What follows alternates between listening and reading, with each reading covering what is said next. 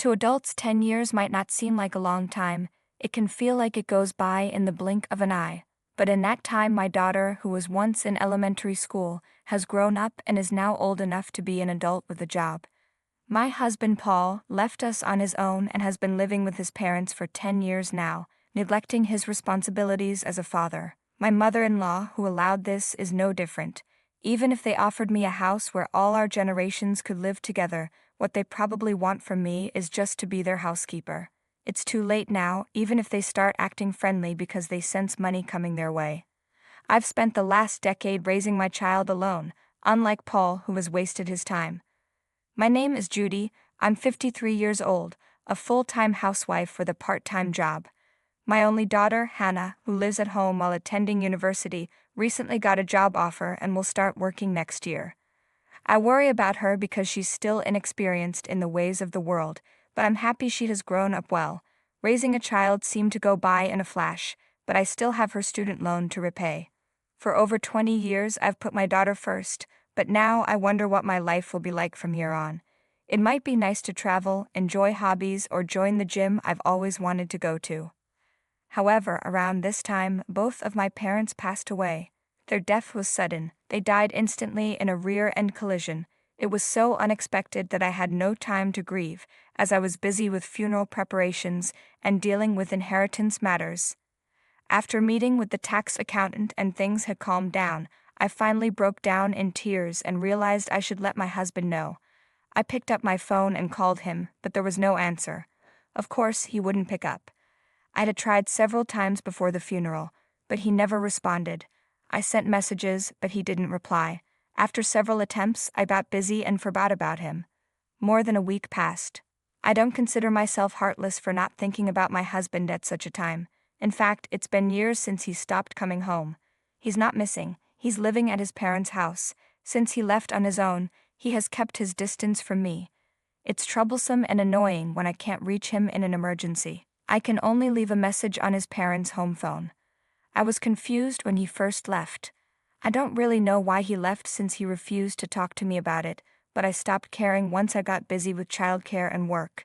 It seemed pointless to try to understand someone who would go to such lengths to abandon his family. From the beginning of our marriage, he prioritized his own family over us. We argued about this many times. Even when I stressed that we had our own family to take care of, he would break his promises whenever his mother asked for a favor. It didn't matter if we had plans or a trip booked. I did feel like he tried to contribute to the family when our daughter was young, but when she became a teenager and grew distant from him, things changed. That year, his mother suddenly hurt her back, and though there was a lot of snow and my daughter and I had colds, he decided to help his parents instead and never came back. I don't know how a man who couldn't do any household chores was useful, but my mother-in-law insisted he could stay as long as he wanted. She spoiled him, and he got comfortable living with his parents. To her, I was the bad daughter-in-law who took her precious son away. Since I had no choice, I called my husband's parents' house. My mother-in-law answered the phone. "Hello, Mother. It's Judy. Is Paul there? I can't reach him. What's wrong? I need to talk to him. Can you put him on the line, please? What do you need to talk to him about? I'll let him know."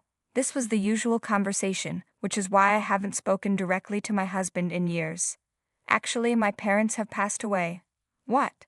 Considering the situation, we had a small funeral with only close family and friends. Why didn't you tell me about this important thing right away? I tried several times. I can't believe this. How could you lack such common sense? I had no idea what she was talking about. What did she mean by common sense? It's outrageous. Why would you wait to tell me until after the funeral is over? That's why By the way, what will you do with your parents' house? We're gathering as a family this weekend to sort things out. My mother-in-law paused for a moment and said, "The big house?" Yes, it might take some time since the house is huge. I see. My mother-in-law laughed in a strange way. Do you have something to say? No, not at all. It's nothing. Is that so? Then I'll excuse myself. After hanging up, my daughter, Hannah, looked at me with concern. Are you okay? You look upset. There's no need to force yourself to contact Grandma or Dad. You're too diligent, Mom, my daughter said, worried. It's not that simple. You have way too much sense of obligation, Mom, she said. I responded to her concern. I didn't want people to think I was being unreasonable, but inside I was furious. I even thought about cutting ties with my in-laws completely. However, I knew that to my daughter, Paul was still her only father, so it wasn't that simple to break away from them. The weekend arrived and my daughter and I went to my family home to help with the cleanup. My siblings and I all played our parts, and the work progressed steadily. Clearing out a house that no one had lived in was harder than I imagined, so we decided to leave the larger furniture and appliances for a professional service to handle. Suddenly, I got a call from my mother-in-law, which was unusual. She cheerfully asked, "Judy, how's the cleanup going? Is everything all right?" It was like she had good news. Then she added, "Actually, I'm busy with something urgent right now and won't be able to make it today, sorry for that." I wasn't expecting her to come help anyway. We've barely seen each other since my husband left, so why would she say something like that? I didn't think she even knew where my family home was. I said, "It's okay, please don't worry about it." "Don't be shy, we're family, so it's natural to help each other out," she continued. Normally, my mother-in-law is self-centered, but she seemed to be showing some understanding this time. I decided to genuinely accept her offer. "By the way, when you said you're tidying up the house, you mean sorting through belongings, right?" "Yes, there are so many things and it's quite a hassle," I replied. "Right, it must be difficult to be surrounded by so many things." "Yes, especially with dresses and artworks. It's really challenging when there are items we don't know what to do with." "I see, that sounds wonderful." Suddenly, I felt a chill as I realized my mother-in-law's true intentions. I was foolish to think she was genuinely concerned. How could she have been worried about not being able to help? "Is that all you wanted to discuss?" I asked. "Actually, I was curious about how much your parents left behind." "What?" I was shocked. "Well, it's my turn next after all. I just wanted to know, merely for reference." "That varies from one family to another." "Well, yes, but it wouldn't hurt to tell me a little, would it?" I couldn't hold back my irritation. In the 10 years we hadn't seen each other, my mother-in-law seemed to have grown more greedy. My parents had clearly stated in their will that the inheritance would be divided equally among us siblings. Needless to say, my mother-in-law had no right to interfere. "Let's make this clear. The inheritance will be divided into 3, so it has nothing to do with you, Mother. I'm busy right now, so I'll excuse myself." With that, I ended the call. Her attitude was extremely rude. My parents had just passed away, and instead of offering condolences, she only asked about the inheritance. My daughter, who had been tidying up another room, came over. "Was that Grandma on the phone?" "Yes, it was." "What happened?" "Nothing for you to worry about," I replied with a forced smile, but my daughter looked slightly displeased. "I'm an adult now, you know. Stop treating me like a child." I hadn't meant to treat her that way, but her assertive response surprised me. Indeed, she was now old enough to be treated as a full-fledged adult. I felt a mix of happiness and an indescribable sense of loneliness. "Mom, I know what's going on." "What do you mean?"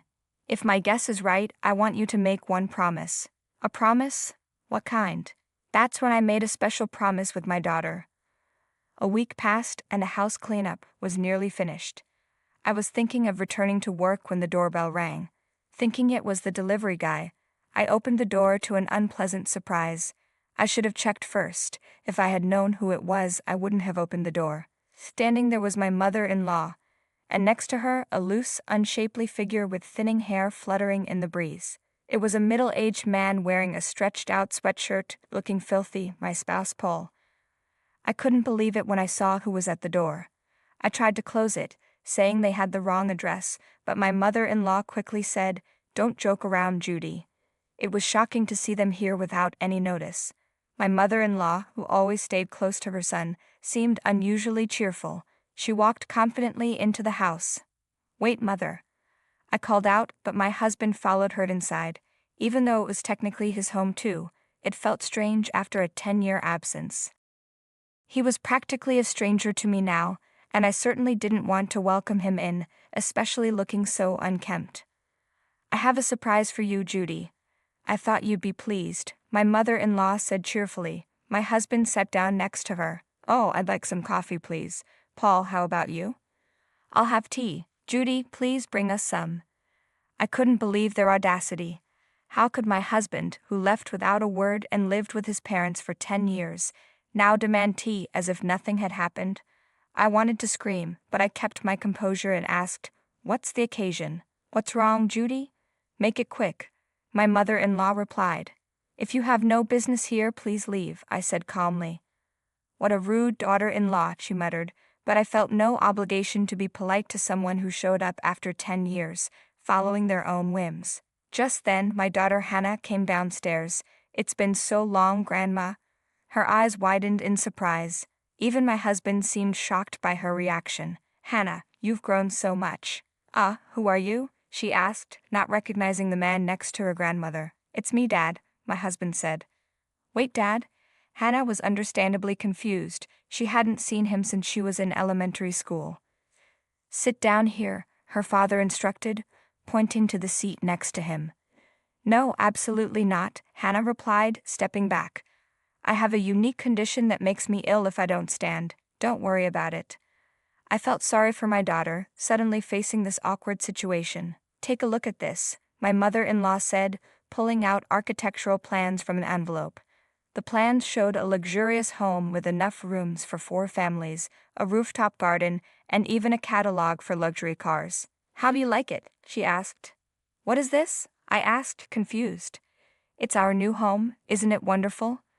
My mother-in-law said, expecting my agreement. She added, "You can choose the kitchen and utilities, Judy, since you'll be the one using them." "Using them? What do you mean?" I asked. "I recently realized we should live together as a family. Since we just happened to come into some money, don't you agree it's the perfect time?" she explained. "I don't know the specifics, but how does this involve me?" I questioned.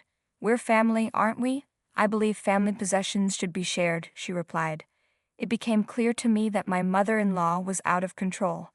Desperate to understand the situation, I turned to my husband. "What do you think?" But they just exchanged looks and nodded silently. Then my mother-in-law whispered something to him, like they were having a secret meeting. Finally, my husband spoke up. "Seems like it's time for me to return home." I was confused and let out a sound. "With the $3 million we inherited, I'm thinking of building a 2-family house to live there with my parents," he said smugly. My mother-in-law nodded, pleased. "Did you hear that, Mom? It's just like I said," my daughter exclaimed.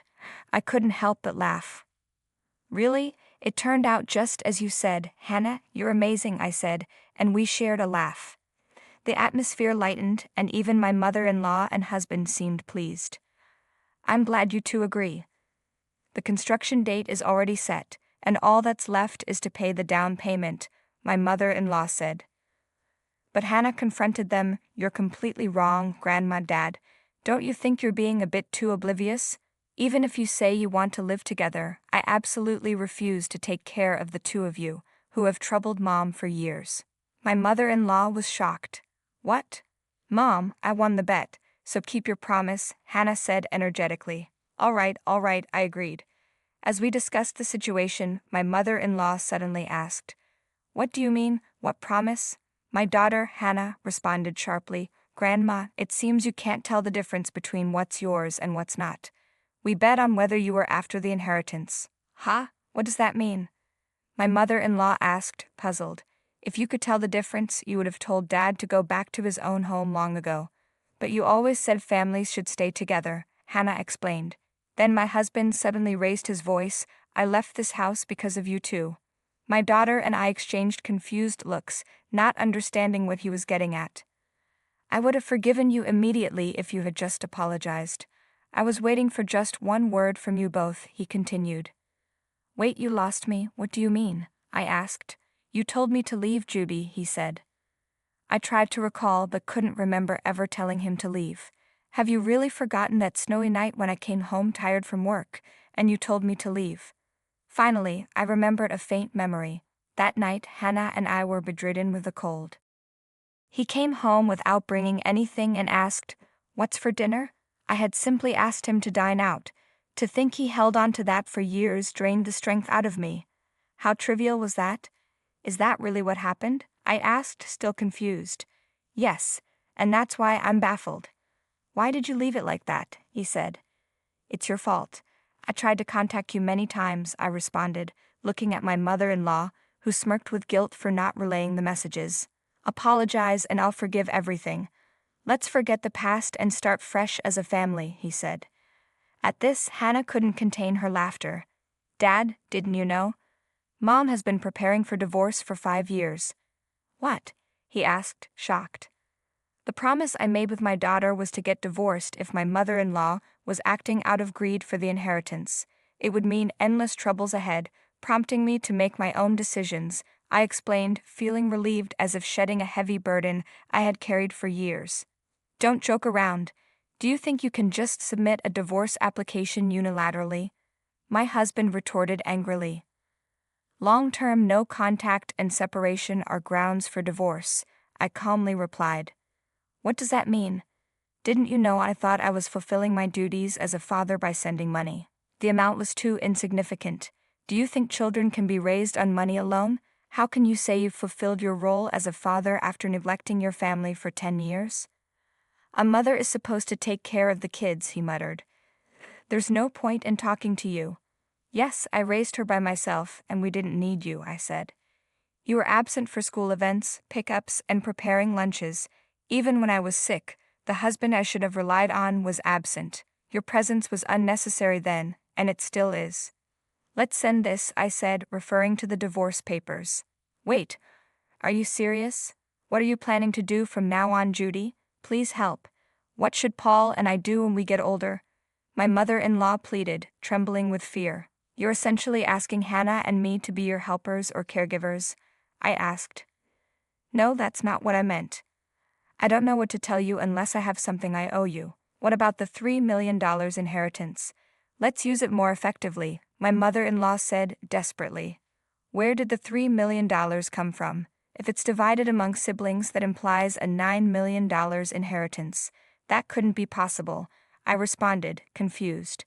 "It's a misunderstanding. There wasn't such a large sum in the first place. Even if there were, I would never build a house for us to live together," I declared firmly, facing my bewildered mother-in-law and tearful husband. "Judy, are you really going to leave me behind?" my husband pleaded. "Continue living at your beloved parents' home as you wish." "Goodbye," I said, resolute.